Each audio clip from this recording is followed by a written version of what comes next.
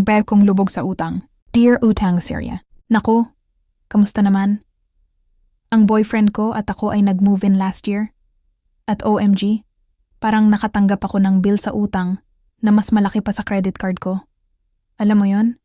Ilang beses na kami nag-away dahil sa kanyang financial instability. Siya, kumikita ng 29K buwan-buwan.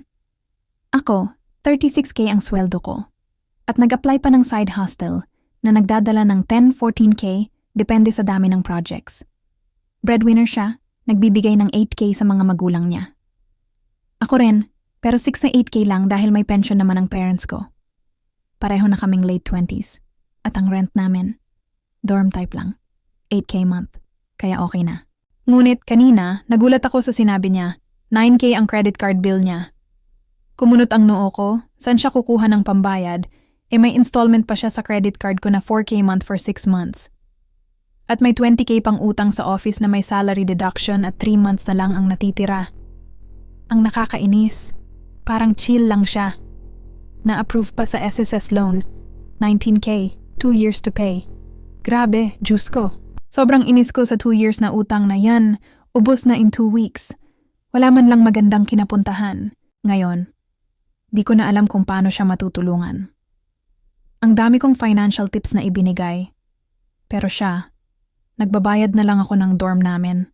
At siya na lang ang nag-share sa bills. Masipag siya sa bahay, ha? Pag weekends, gising ako na may pagkain na.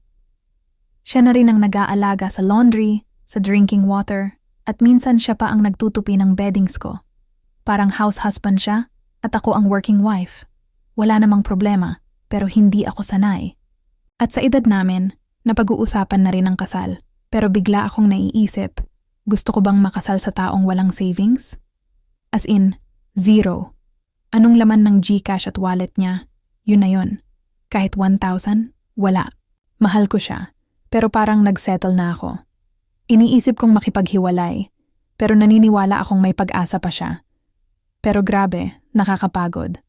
Ayaw ko rin bumitaw, kaya please, manghingi naman ako ng financial tips. Please.